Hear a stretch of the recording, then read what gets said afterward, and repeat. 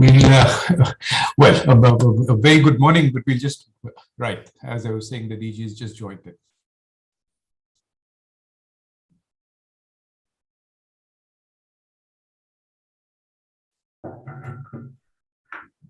Hello, Rahul, you hear me? Loud and clear, Ambassador. We hear you, Ambassador. Good, thank you. Director General, are we clear? If so, let us know when you would like us to start. I'm ready, thank you. Right. Then with the DG's permission, and a very warm welcome to all the people who've joined in this launch of WTO's most recent publication, which is the easing of trade bottlenecks in LLDCs. We have a wonderful panel today, headed by the Director General, who will be formally launching this. But before I request her for her remarks, let me express a huge amount of appreciation for the Director General for actually initiating this work, for prodding us from time to time to ensure that it is ready for the ministerial, which we'd hoped, and it was ready in November. So a huge thanks for all the direction and all the leadership we got from our Director General, and also to this team of mine, Rahul and Roberta, who probably for the last few months did lots and lots of hard work on it. But without further ado, it's my pleasure and privilege to hand over the floor to the Director General for her remarks for this launch. DG, you have the floor. Well, thank you very much, Shisha, and it's really good to be here. There's nothing as exciting as asking for something and actually getting it done. So I'm one of the happiest people around today, and I'd like to thank you and the team, Rahul, and everybody who participated for getting this done. Thank you so much. But I also want to give credit to our ambassadors, because if it had not been for their requests and their prodding and their concerns, we wouldn't have embarked on this. Ambassador Lundegg brought repeatedly the problems of landlocked countries and what they were going through during this pandemic. Ambassador Jana brought their difficulties. So the landlocked countries and the LDCs themselves, I don't know if His Excellency, the Ambassador of Mali is online, but I want to thank them because they pushed to have this looked into. And when we started talking about the issues they're facing, I just thought we needed to know more and to see how we could help do this. So let me welcome you all to the launch of this new publication. As you know, it's called Easing Trade Bottlenecks in Landlocked Developing Countries. This was initially planned as a physical event, but keeping in mind the latest Swiss protocols, I thought it appropriate that we meet virtually. This in no way diminishes the importance I attach to the concerns and constraints of the landlocked developing countries, LLDCs. In fact, the LLDC group was one of the first I met with after taking office in March. I must admit I was concerned to hear about the challenges you were facing, especially in terms of border delays and other problems related to transit. Our meeting brought home for me the different ways in which your geography makes it difficult to participate in international trade. It was also clear that the challenges you face had been exacerbated by the COVID-19 pandemic. One of the goals that have guided my work since taking office as the Director General is to ensure that we live up to the organization's mandate to use trade to raise living standards, create jobs, and promote sustainable development for all members. This requires us to address the concerns of LLDCs. Given the nature of the problem and the need to understand your challenges empirically, I tasked the Secretariat to conduct a study on the constraints impacting the trade performance of LLDCs and how these trade bottlenecks could be reduced.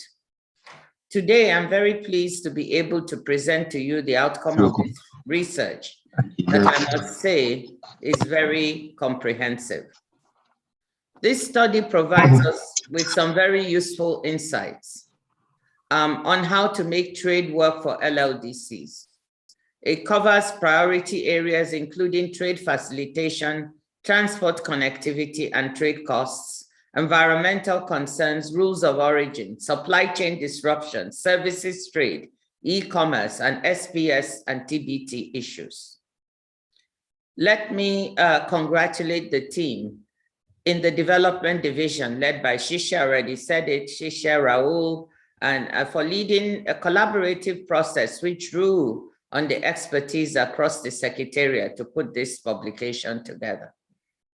I'll touch on some of the key findings of the study, which present 18 clear policy suggestions for easing the trade bottlenecks you face. And I must emphasize that for me, any study we do is not an academic exercise. It should come up with clear policy guidelines or recommendations that countries can find, can look at and hopefully find useful.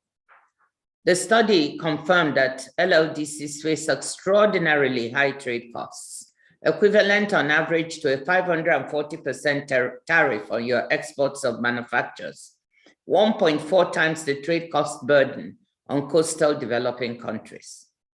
This huge disadvantage is a function of both transport costs and non-tariff measures. The latter, the non-tariff measures, in fact, are often more burdensome.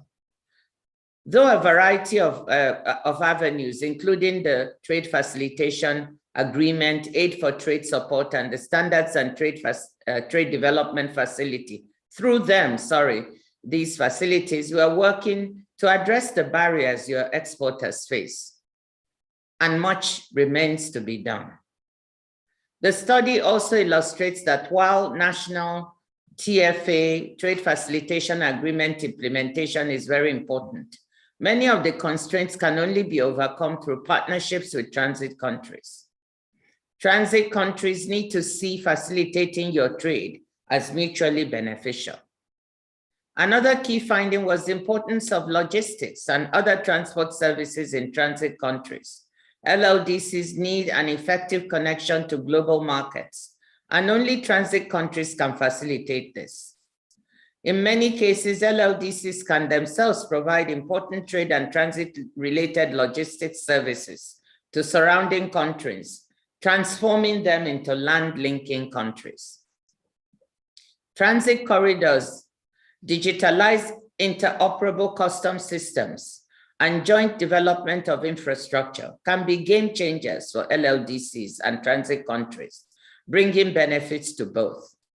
LLDCs get better port access and lower trade costs, while transit countries experience an increase in logistics-related jobs, improved infrastructure for their own traders, and scale-related reductions in shipping costs. The study also brings out the importance of economic diversification for LLDCs and how this is critical for reducing vulnerability to external economic shocks. One of the few silver linings from the pandemic for LLDCs has been the improvement of ICT services, which has helped reduce bottlenecks in digital service delivery. Further investments in digital infrastructure would help build on this trend. LLDCs are landlocked, but they don't have to be e-locked. LLDCs would do well to stay engaged in international processes with direct impact on their competitiveness, from e-commerce discussions here at the WTO to standard-setting processes in other international organizations to make sure that their interests are reflected. Multilaterally, we see that aid for trade projects are given priority to trade-related infrastructure, including transit corridors. Such initiatives need to be further supported by bilateral donors and regional development banks. Trade partners also need to review rules of origin so as to ensure that direct transportation requirements are flexible and better reflect the connectivity challenges that LDCs face. The publication of this report is only one step in our endeavor to address your concerns. Implementing the recommendations will require dedication, technical know-how, and financial support from all stakeholders, with iteration based on real-world conditions. Let me conclude by saying LLDCs face particularly acute versions of the realities that all members must grapple with, as complex emerging challenges such as climate change threaten development possibilities and future prosperity. We must leverage the potential of trade to meet these challenges. At the same time, we must also ensure that the gains from trade are more equitably distributed. Enhancing integration into regional and global value chains for women, youth, and small businesses creates jobs and opportunities and helps reduce inequality. This underscores the importance of bringing LLDCs into the mainstream of global trade, because in a world marked by the COVID pandemic, the paths that lead to economic growth cannot be separated from those that lead to inclusion. Thank you for your attention and for joining us in the launch of this important publication. Thank you. Director General, thank you so much. Thank you for your guidance. Thank you for your wisdom. Thank you for your encouragement. And as you said, we don't see this publication as the end of the journey, but we hope to see, carrying on monitoring and reviewing the recommendations and hoping to see an easing of the bottlenecks. But just like the report was a collaborative effort, so too we feel that further work also would be very much a collaborative effort, not just between the landlocked and transit countries, but with the different organizations who are working to help the LLDCs. And one prominent organization is the United Nations Office of the High Representatives for the LDCs, LLDCs, and the SIDS. And the Undersecretary General, Ambassador Ray, who would normally have been here had this been a physical event, has sent a message, which I would, with your permission now, like for us to briefly see. So over to Raul and Roberta to just play the message, please.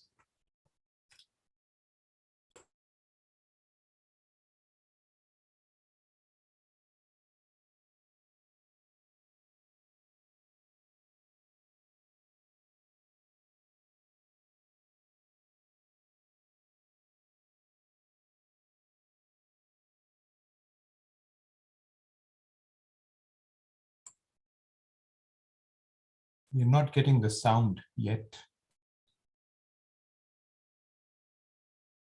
Stop.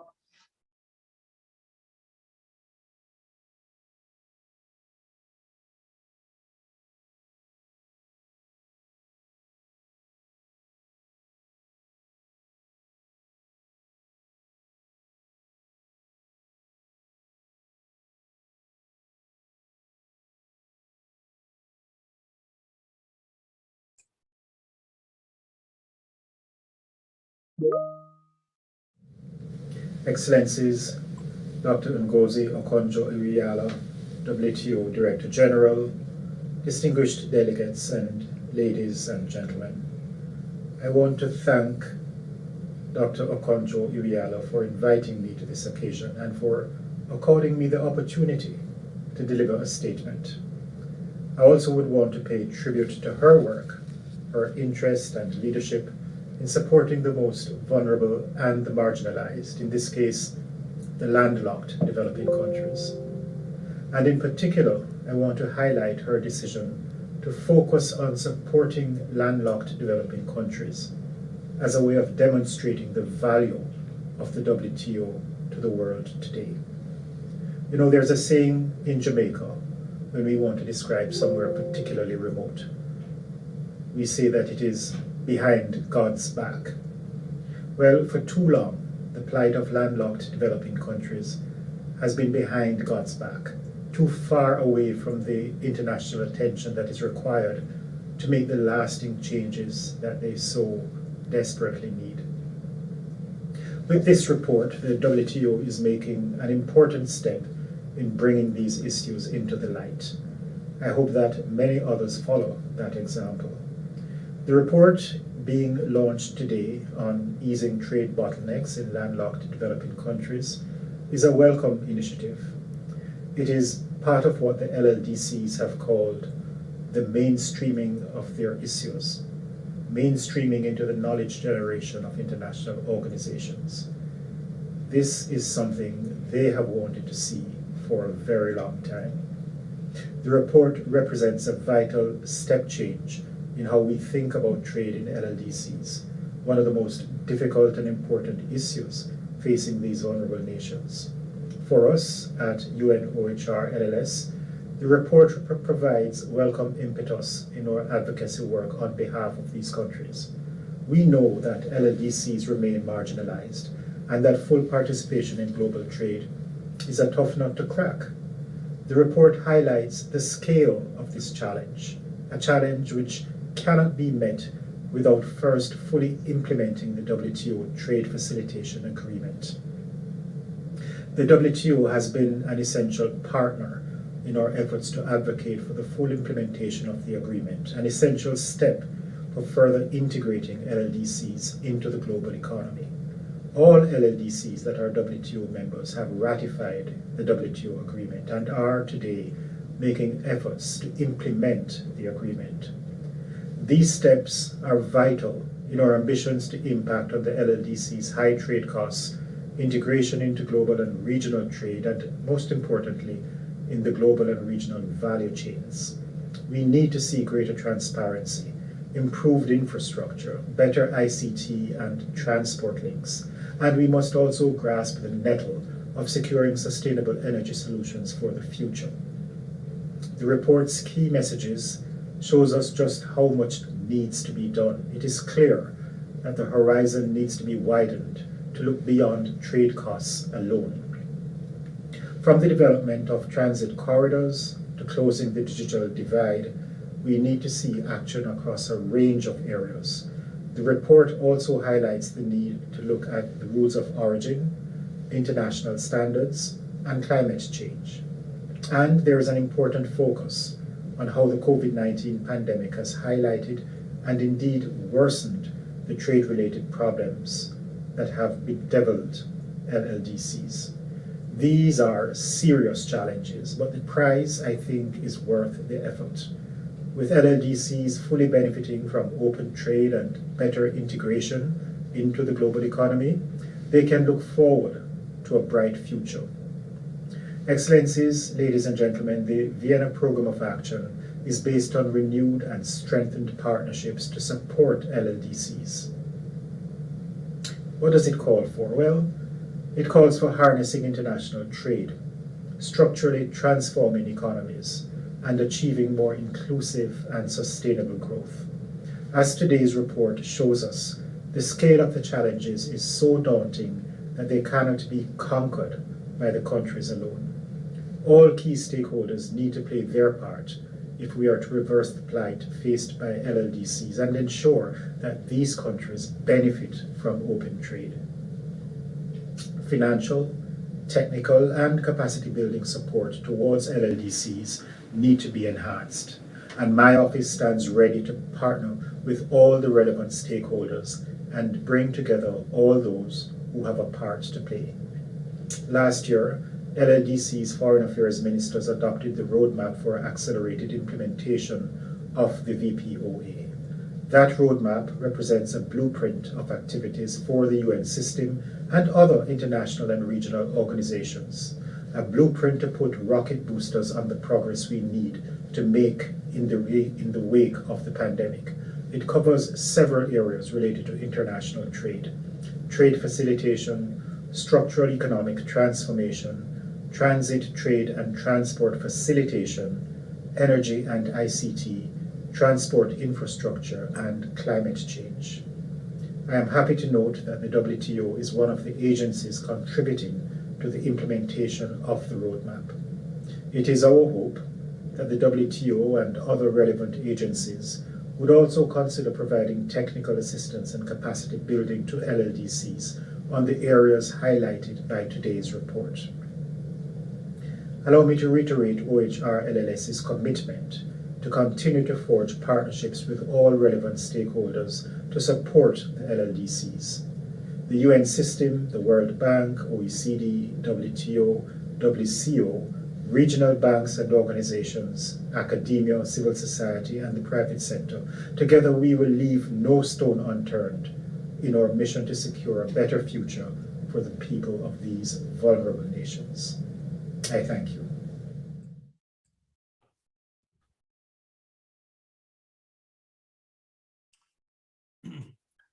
Before I move on to our set of next speakers, let me also mention that we have a number of representatives from the press who've also joined the event. A very warm welcome to them too.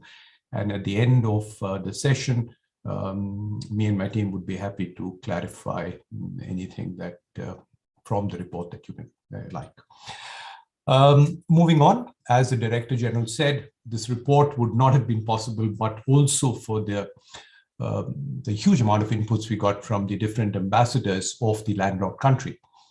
And leading them, obviously, was my old friend, well, not old in age, but the long time that I've known him, Ambassador Lundek, who not only provided us some very, very useful information, but often at various stages of the report also acted as a sounding board to some of the draft suggestions that we were putting in.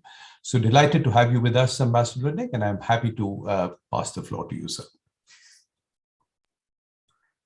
Thank you, Shishir. Give me the floor. Your Excellency, Madam Director General, Your Excellency, Undersecretary, Excellencies, ladies and gentlemen. At the outset, I would like to thank WTO Secretariat for organizing this very important and timely event on the launch of the publication, Easing Trade Bottlenecks of the Landlocked Developing Countries. I also thank the Director General, Dr. Ngozi, for her keynote address, also the Undersecretary Courtney too. Indeed, as Director General highlighted, the LLDC group has a very substantive meeting with her on the 7th June, where we discussed in details the complex challenges faced by LLDCs due to the specificity of their geographical location. I'm very glad that our colleagues have prepared in such a short time the publication which we are launching today. As Director General rightly pointed out, the aim of this publication is to increase awareness of the challenges that LLDCs are facing, especially at the time of the global pandemic, when many LLDCs have confronted additional obstacles related with problems at the borders, lockdowns, trade restrictions, disruptions in global supply chain, and commodity shocks. Just to give an example, the container freight rates resulted due to closure of the international borders increased up to 10 times in some landlocked developing countries. Unfortunately, those unprecedented impacts of COVID-19 pandemic will have far-reaching consequences in the socio-economic life of LLDCs in years to come. Given the fact that the participation of the landlocked developing countries in global trade is below 1%, I share the view of the Director General that inclusive trade must continue to be a priority. That means, in the context of the global trade, the most vulnerable ones, including landlocked developing countries, which is almost 20% of the entire WTO members, should be not left behind. As a report is being launched prior to the upcoming WTO 12th Ministerial Conference, we should seize the opportunity. Now, more than ever, the international community, including the WTO, should attach high importance to the LLDCs to fully integrate them into the multilateral trading system. The LLDC group, in this regard, did not lose the momentum. The LLDC group, together with the OHCHL and then also with the support of the WTO Secretariat, we have organized a ministerial meeting on 4th November in the margin of the upcoming WTO ministerial meeting. And we have also adopted a ministerial declaration. The LLDC group, in this regard, Mongolia, especially as coordinator of the LLDC group, actively participating in the small group consultations and the negotiations in preparation for the MC12, which is a vivid example of the inclusiveness of our group members. Moreover, as a result of the recently completed review of the trade facilitation agreement, the first review, dedicated sessions on transit issues of the landlocked members will be held annually at the Committee on Trade Facilitation for the next 4 years, which will be one of the utmost importance for LLDCs.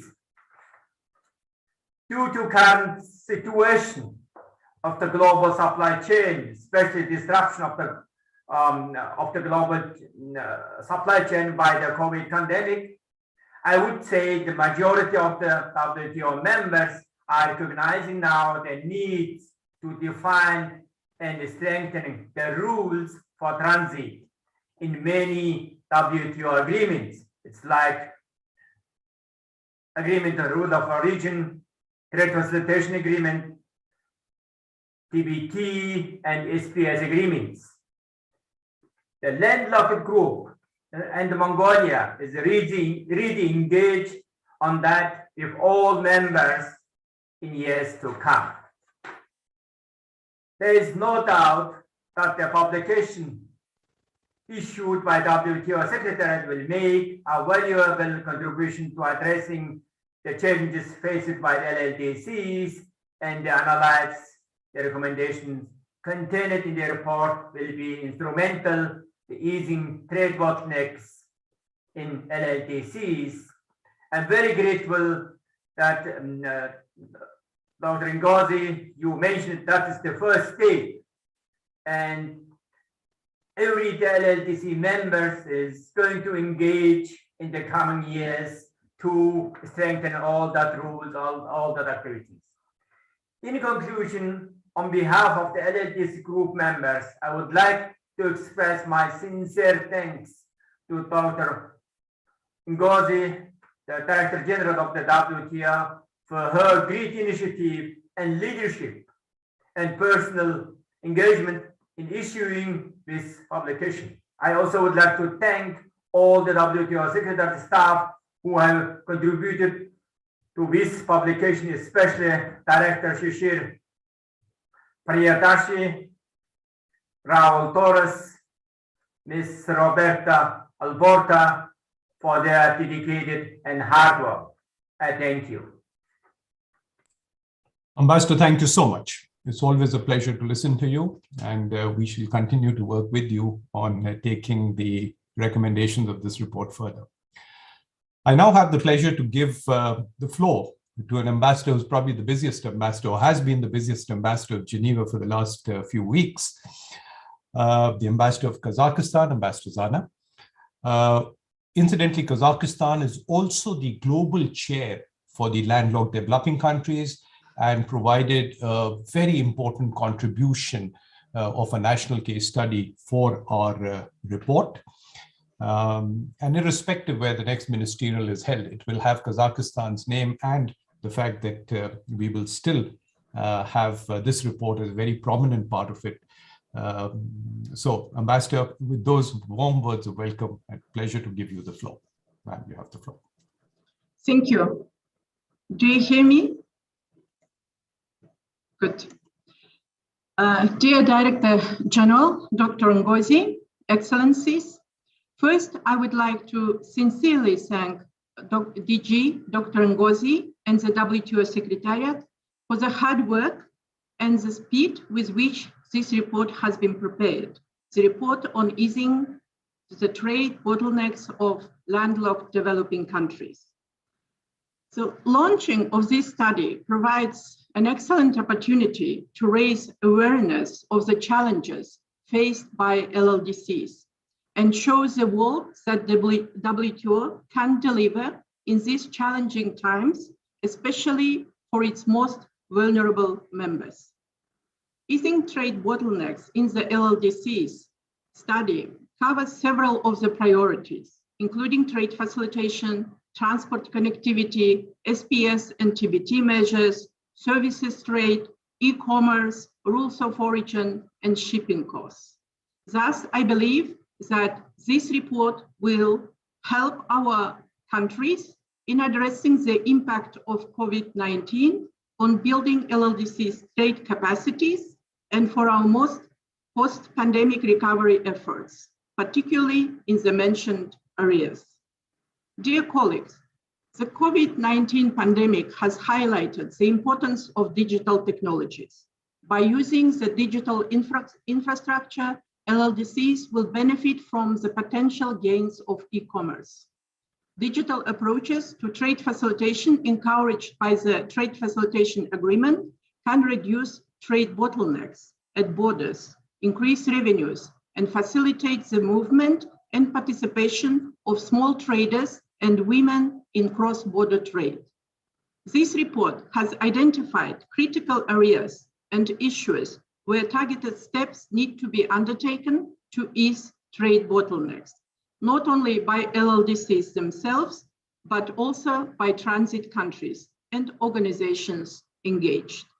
One of such steps emphasizes the importance for LLDCs and transit countries to accelerate the adoption of digital interconnected and interoperable systems such as the ASICUDA computerized customs management system developed by UNCTAD. Here, I would like to share the experience of Kazakhstan on implementation jointly with UNCTAD of a successful project based on ASICUDA called Astana One system. As a result of this cooperation with UNCTAD, Kazakhstan has fully digitalized customs procedures by establishing single window for export, import, and transit operations, and significantly reduced costs, documentation requirements, and time required for business transactions. Implementation of the project allowed to improve my country's position in the World Bank's Doing Business ranking from 36th place in 2017 to 25th place in 2020. Administration of electronic customs procedures for express cargo and passengers through single window is also an important factor for supporting e-commerce. During the pandemic in Kazakhstan, online trade and payment transactions have increased significantly. In the first half of 2020, the online trade volume amounted to approximately $1 billion. Overall, the share of e-commerce in retail trade grew from 5% in 2019 to almost 10% in 2020. This is a vivid demonstration of the importance of e-commerce and digitalization, which has been mentioned by the DG, Dr. Ngozi, in her opening statement. The report has highlighted the importance of transport connectivity and noted the logistical challenges LLDCs face, as border closures and additional border controls introduced to deal with COVID-19 have exacerbated the costs and inefficiency of transport operations. However, as it is emphasized in the report, the pandemic has given new opportunities to rail carriers. Most recent data shows that railway became an important logistics channel for ensuring uninterrupted trade, in particular the delivery of anti-COVID medicines and other supplies. Particularly in Kazakhstan, more than 60% of freight is transported by rail. My country, collaborating with transit countries such as China, Russian Federation, have been actively striving to facilitate railway transit and strengthen their position as a Eurasian land bridge. One such example is the Horgos Gateway dry port near the border with China, which was operationalized in 2015. Horgos Gateway is the largest dry port in Central Asia and connects the markets of China and Europe with routes continuing through Central Asia and on to Turkey in the west and Persian Gulf in the south. Kazakhstan continues to improve transport infrastructure, considering transit's economic attractiveness and reliability. In this way, it's planned to build 4 more cross-border hubs, 2 on the border with Russia, 1 each of the on the border with Uzbekistan and Kyrgyzstan. This will reduce transaction costs, increase the efficiency of transport logistics, and as a result of my country's exports. Dear participants, the report demonstrates the vital role of the trade facilitation agreement that can play in boosting output and facilitating global trade by simplifying, modernizing, and harmonizing the movement, release, and clearance of goods. In this context, I'm happy to share that Kazakhstan has decided to join the ministerial decision, which we were preparing for MC12, on strengthening resiliency and preparedness through trade facilitation, and acknowledge that full and robust implementation of the agreement on trade facilitation is a meaningful contribution to supporting the timely and efficient releases of goods, particularly those which are essential for addressing the challenges related to COVID-19 pandemic. I encourage our group members to give the initiative a favorable consideration. We still have time before MC12. Finally, I believe that our group will be able to follow the recommendations on the steps that LLDCs, neighboring transit countries, and international organizations can undertake to ease trade bottlenecks, to keep trade flowing smoothly, and make trade more inclusive. As a global chair of LLDCs, Kazakhstan welcomes the great efforts made by Mongolia and all other group members in preparing and adopting LLDC's ministerial declaration aimed at improving participation of landlocked developing countries in the multilateral trading system and address their importance in global trade. I thank you. Ambassador Zana, thank you so much. Thank you very much. Look, if the LLDCs are challenged, then the LDCs amongst the LLDCs are even further challenged. You know, it's literally like a double jeopardy. And if you look at the fact that 17 out of the 32 LLDCs are actually LDCs, it just makes it so much more important for us to focus even more on the concerns. And who better to share those concerns than the coordinator of the LDC group in the WTO, Ambassador Makaila from Chad. Ambassador Makaila, it's my pleasure and privilege to give you the floor, sir.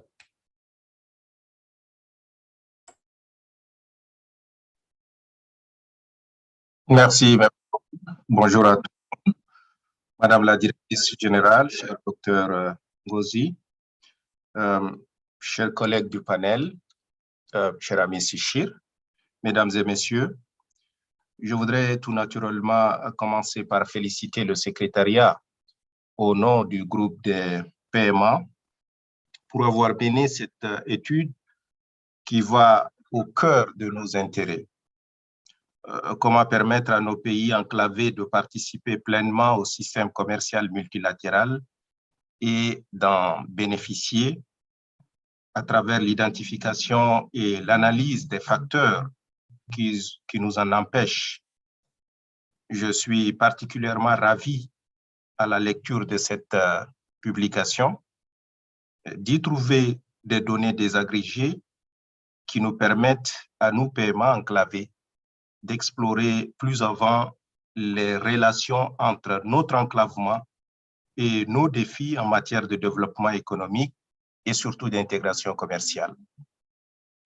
Les PMA ont un intérêt prépondérant sur cette question. Le directeur Sichir vient de le rappeler, 17 des 32 pays en développement sans littoral sont classés parmi les moins avancés et sont confrontés à de graves obstacles structurels au développement durable, notamment une grande vulnérabilité aux chocs économiques et environnementaux. À l'exception du continent européen, il n'existe pas de pays enclavé développé tel que mesuré par l'indice de développement humain. Et 9 des 12 pays ayant les plus faibles scores IDH sont malheureusement enclavés. Cette exception européenne est sans doute corrélée à l'intégration étroite de ces pays enclavés dans le marché régional européen. Cela éclaire la dimension développement du commerce. Et cela souligne également la façon dont le manque d'intégration commerciale, d'accès aux marchés internationaux et des coûts commerciaux élevés a pesé sur notre capacité à sortir nos populations de la pauvreté. Je tiens à remercier la directrice générale d'avoir lancé cette étude, très appréciée, et nous félicitons l'équipe de la division développement pour l'avoir produite, d'y avoir regroupé le produit de l'expertise de l'ensemble du secrétariat. L'étude couvre des domaines prioritaires tels que la facilitation des échanges, la connectivité des transports et les coûts commerciaux, les préoccupations environnementales, les règles d'origine, les perturbations de la chaîne d'approvisionnement, le commerce de services, le commerce électronique et les questions SPS et OTC. La première de ces questions concerne le coût commerciaux élevé auquel sont confrontés les pays en développement sans littoral.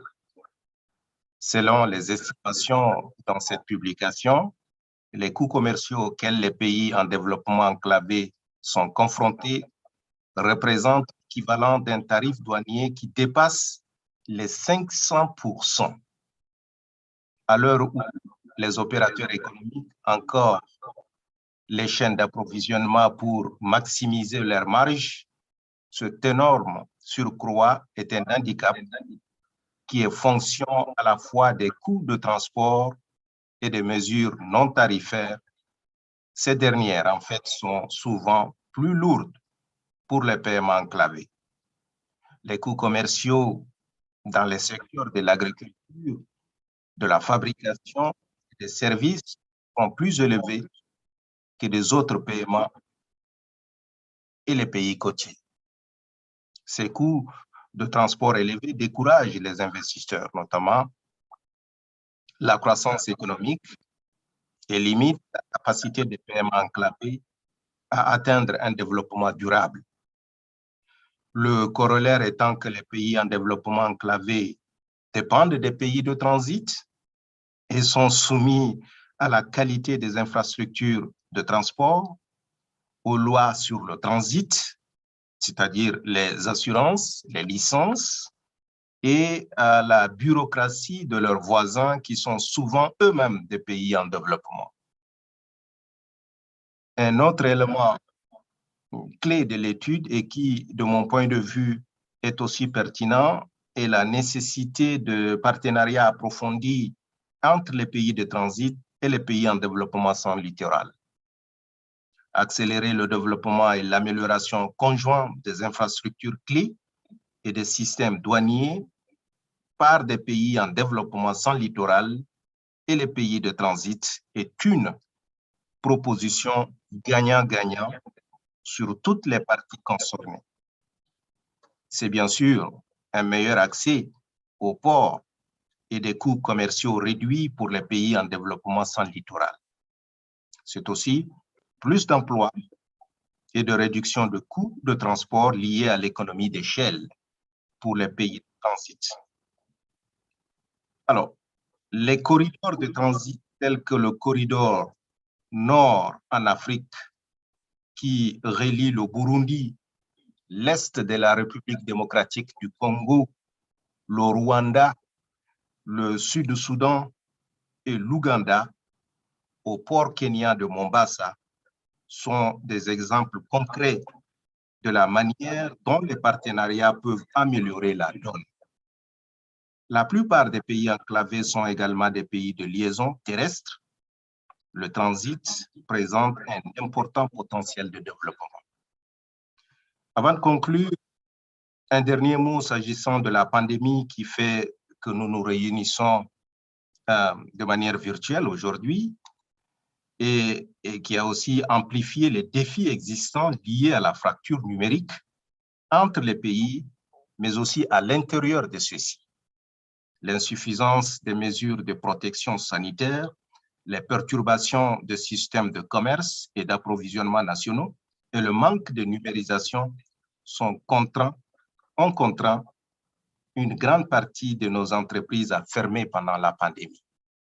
De nombreuses entreprises sont situées loin de la frontière, de sorte que sans une structure commerciale nationale totalement intégrée, y compris un système de TIC, il n'est pas possible que la chaîne d'approvisionnement nationale soit pleinement opérationnelle et reliée au commerce transfrontalier.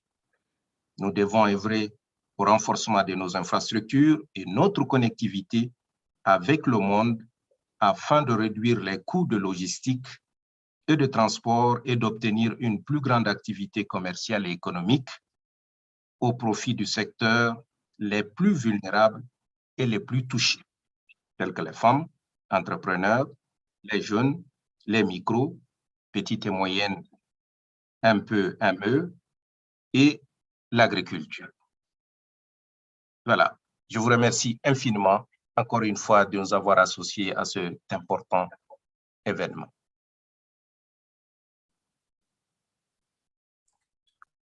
Ambassador Mukala, thank you so much. Thank you for sharing your thoughts and your views. And as always, they're very insightful. Our next speaker is Veronica. Veronica is the first secretary in the mission of Paraguay and has also been extremely helpful in providing insightful contributions. So Veronica, my pleasure to give you the floor now. Buenos días, excelencias, señora directora general. En primer lugar, quisiera transmitir las disculpas del embajador Peralta por no poder participar en este panel por motivos de salud y quería agradecer sobre todo a la directora general y a la Secretaría de la OMC por impulsar este proyecto. El liderazgo que la doctora Ngozi tuvo con el grupo de países sin litoral, tenemos que de alguna manera felicitar a todo el equipo por la compilación de este informe, por las contribuciones de los miembros. Consideramos que el informe resume los obstáculos particulares que enfrentamos los países en desarrollo sin litoral debido a la falta de acceso territorial al mar y el aislamiento de los mayores mercados del mundo, que fue exacerbado por la pandemia de la COVID-19. En el caso de hablar en el contexto de pandemia, tenemos que hacer énfasis en que fue especialmente perjudicial para nuestras economías, ha supuesto nuevos retos como la escasez de contenedores, los altos costes de transporte y el cierre de las fronteras para detener la propagación de la COVID-19. Señora directora general, el Grupo de Países en Desarrollo cree firmemente en el rol protagónico del comercio como herramienta para el desarrollo hacia una recuperación post-COVID-19 sostenible y resiliente. En el caso del Paraguay, el impacto que tuvo la pandemia cuando el país se encontraba ya en un proceso de recuperación económica, después de que el crecimiento se vino estancando a partir del 2019, tuvimos una contracción económica regional y luego el choque que tuvo con la economía doméstica golpeó fuertemente sobre todo al sector informal y a las MIPYMES. A pesar de esto, se estima que el Paraguay tendría una tasa de crecimiento del PIB entre el 4,5% y el 4% entre este año y el año que viene. Estas proyecciones de alguna manera nos dan mucha esperanza. Sin embargo, entendemos que la volatilidad de las condiciones que presenta la pandemia nos ha puesto en una situación complicada que de alguna manera dificulta más por la condición de país en desarrollo sin litoral. Directora General, la dimensión del mercado interno y nuestra condición geográfica exige del Paraguay esfuerzos adicionales y diferenciados para estimular su desarrollo. Muchas veces estos esfuerzos se traducen en la necesidad de reducciones impositivas adicionales para atraer inversiones y capital externo con miras a la generación de empleo, pero a su vez puede afectar también los ingresos del Estado y limitar la capacidad de maniobra de las propias políticas públicas, justamente necesarias para un desarrollo adecuado. La situación que en definitiva configura verdaderos cuellos de botella en el financiamiento del desarrollo y exigen respuestas y soluciones adaptadas a las particularidades. En este sentido, consideramos que la recuperación económica exigirá esfuerzos de nuestros gobiernos con respecto a dos elementos clave para enfrentar esta batalla en este momento. En primer lugar, lo que todos sabemos, controlar la propagación de la pandemia. Aquí el acceso equitativo y distribución acelerada de las vacunas jugará un papel determinante.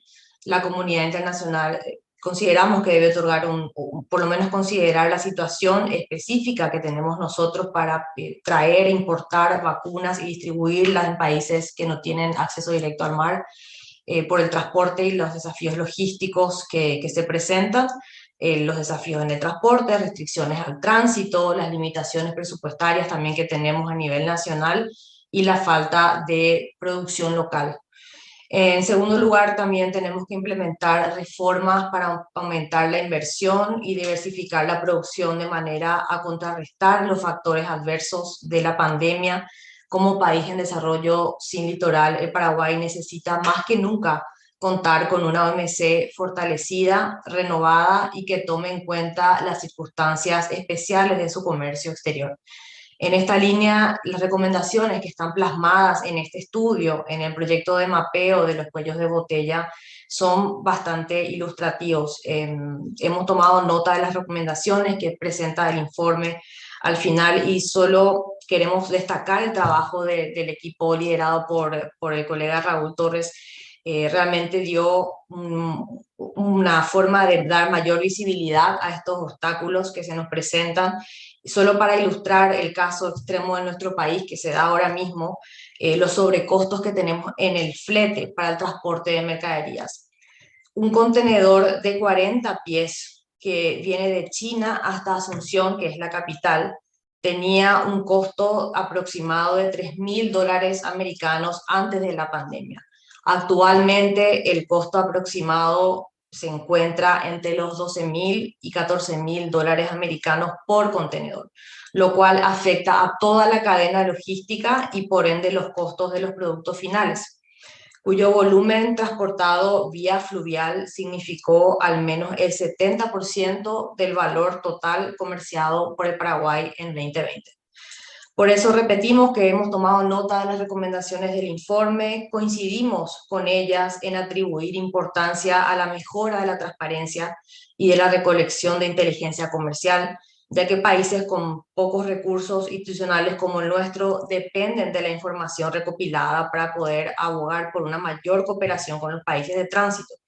Trabajar para tener respuestas coordinadas para futuras pandemias, impulsar la implementación acelerada del acuerdo sobre facilitación del comercio y contar con una asistencia fortalecida y dirigida a los PDSL en el contexto de Aid for Trade.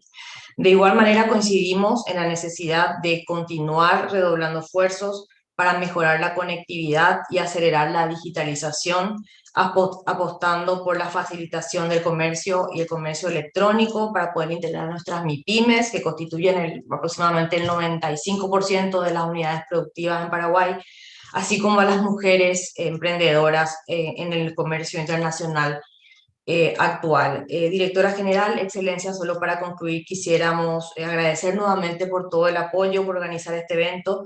Reiteramos el compromiso con el trabajo y la agenda de la OMC y esperamos continuar trabajando de cerca con los miembros a través del grupo PDCL en Ginebra para poder fortalecer los trabajos de esta casa y enfrentar juntos los desafíos de la pospandemia, apostando a la cooperación y solidaridad internacionales, al comercio y al desarrollo económico. Muchas gracias.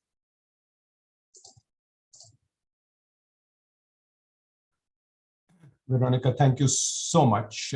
Thank you so much. I now have the pleasure to give the floor to two representatives of two organizations who've been also working hand in hand with us to take further the work on LLDCs. And let me start by giving the floor to Mr. Paul Hansen of UNCTAD, who's been a very important partner. I mean, both the organization and Paul himself, who's also been one of the peer reviewers. So Paul, you have the floor, please. Thank you. Thank you very much, Director. I hope you hear me. Madam Director General, Excellencies, colleagues, thank you for the opportunity to provide brief remarks by UNCTAD. First, let me congratulate WTO and in particular the authors for this very important report. LLDCs are particularly vulnerable economies in a trade context due to the challenges the countries face in respect of added efforts and costs to get their goods to market. And I think we all realize that COVID-19 has significantly increased these challenges for many LLDCs and has underlined that trade and related procedures along the LLDC supply chain and value chain need to be as simple and efficient as possible and to focus on removing barriers, bottlenecks, in order to facilitate LLDC trade. Therefore, this publication is both very welcome and important at this point of time as a contribution to highlight many of the challenges and solutions, the latter that can assist in achieving the SDGs for LLDCs. The challenges for LLDCs lie not only in facilitating trade and transit, but the countries certainly also need to focus on a number of other issues, as has been mentioned, such as, for example, transport and logistics solutions, productive capacity, industrial restructuring, e-commerce, etc. UNCTAD and WTO work closely together with LLDCs to implement procedures and processes to simplify the LLDC supply and value chains, for example, through assistance to implement the WTO Trade Facilitation Agreement. And in this context, an important element for LLDCs to facilitate trade is to focus internally on their own respective implementation of international obligations and good practices to streamline their national processes. Another important element is for LLDCs to focus on and invest in partnerships with neighboring transit countries along corridors and with both public and private stakeholders to ensure physical and digital interconnectivity and collaboration. Many LLDCs are also transit countries, and it should therefore be encouraged to look at opportunities from this perspective as well and to create win-win situations with their transit neighbors. UNCTAD stands ready to work with all LLDCs and transit countries according to our mandate, including the Bridgetown Covenant that was recently adopted during UNCTAD 15, and to do so in collaboration with WTO and international organizations. Thank you very much for the opportunity to provide these short remarks. Paul, thank you so much. Remarks may be short, but the contribution both you and UNCTAD have done are remarkable. So thank you very much. I now have the pleasure to give the floor to Roel Jansen of the UNECE, another important partner of our work, and a second of the peer reviewer. So Roel, over to you. Thank you very much, Chair. Madam Director General, Excellencies, ladies and gentlemen, on behalf of the United Nations Economic Commission for Europe, the Sustainable Transport Division, and in my capacity as one of the peer reviewers of the study report being launched today, thank you for the invitation to be part of this event, and allow me to join previous speakers in warmly and sincerely congratulating our colleagues from WTO, and in particular Raul Torres and Roberta Allport, with the preparation of this excellent and timely publication. Now, indeed, in the wake of the COVID-19 pandemic, many governments around the world, have closed their borders to non-citizens, to non-residents, imposed, and many of these initiatives are unfortunately still being taken. They have imposed often extended periods of isolation onto travelers. Governments have closed land, air, and sea borders to non-essential traffic, and so on and so forth.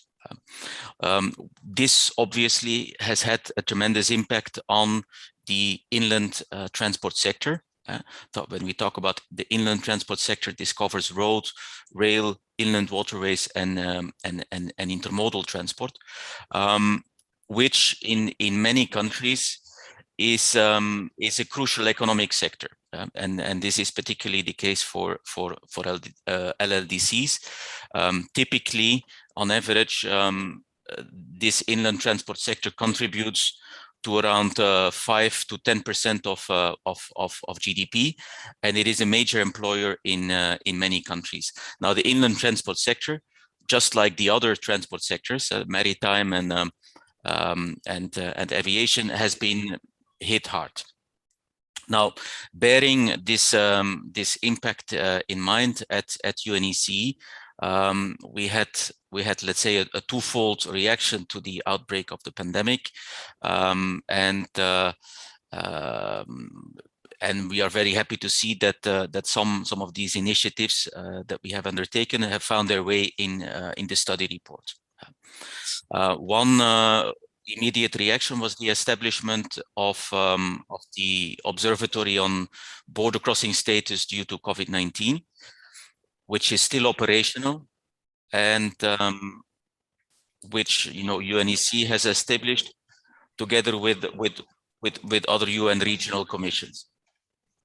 A second initiative was the establishment of the multidisciplinary advisory group on transport responses to the COVID-19 crisis, and also this group has, remains active, and has elaborated a number of concrete recommendations for further action that could help in turning the inland transport sector more pandemic resilient, and also to increase the level of preparedness of the sector for possible future outbreaks, future external shocks.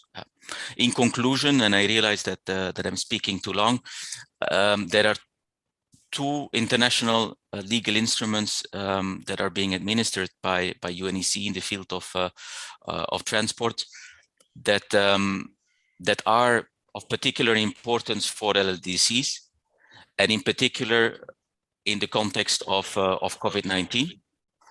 And this is the TIR Convention, where we have seen that in the wake of the pandemic, the implementation of the ETIR international transit system has really received a major boost. Yeah.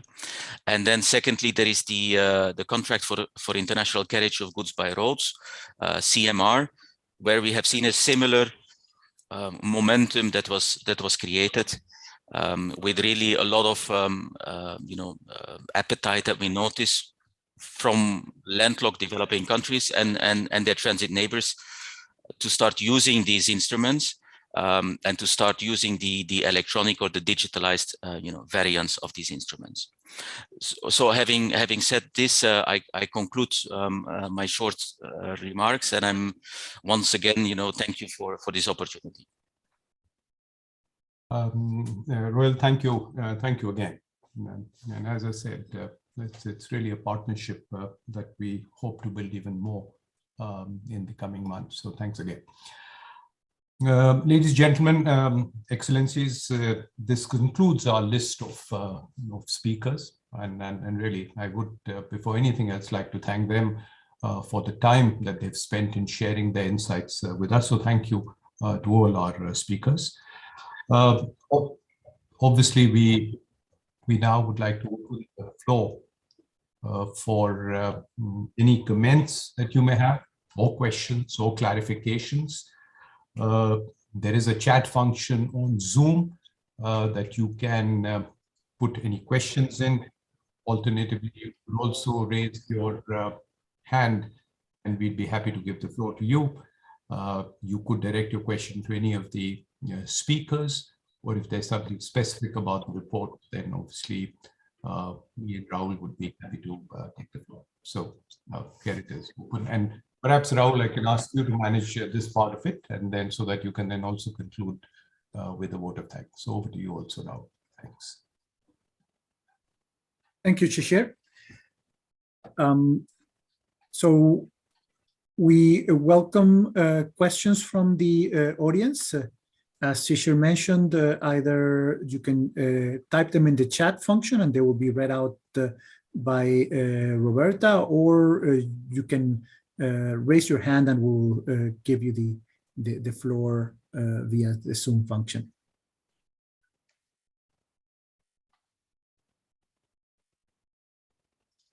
Good. Well, it seems like we don't have questions. So, I mean, I'm happy that the report and the excellent presentations by our speakers today were very clear as to the urgency of addressing the issues of the LLDCs. So I don't want to keep anybody from their lunch, so we'll be very brief in my conclusion. And then, so at the outset, I want to thank our Director General, whose passion, vision, and dedication to addressing the concerns of our most disadvantaged members and observers was an inspiration for this project. I also want to publicly acknowledge several of the individuals that were important putting together this report. As the DG remarked, many people were involved, and I would like to first thank the co-authors in other divisions who were obviously instrumental in this project, and they delivered excellent pieces in a very short time, and that required minimal editing on our part. So they were really excellent contributions.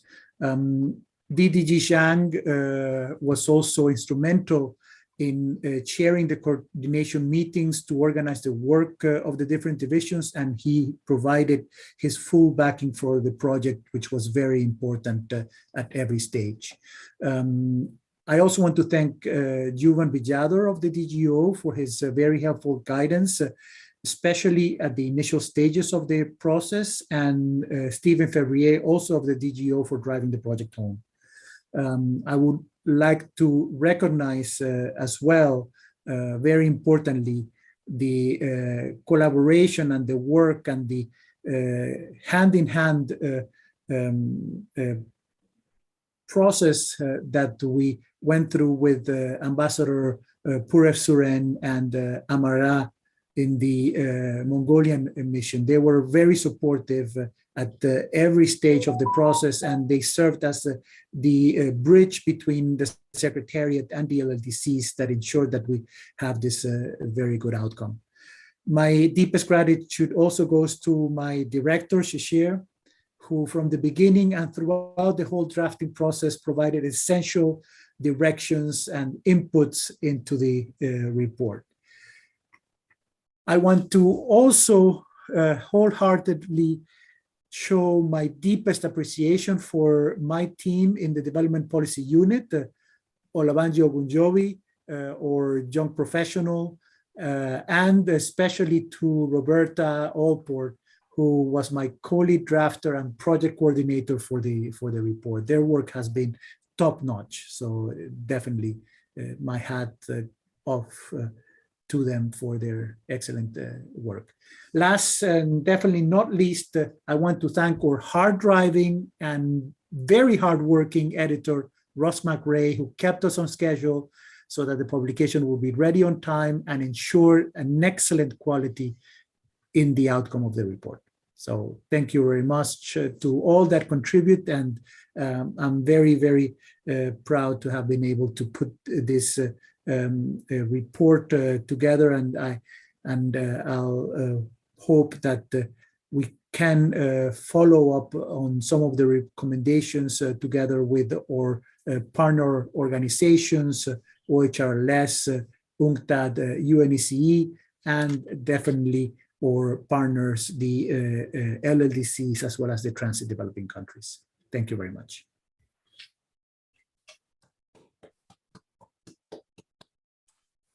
Thank you again, and a wonderful day to everyone. Thank you.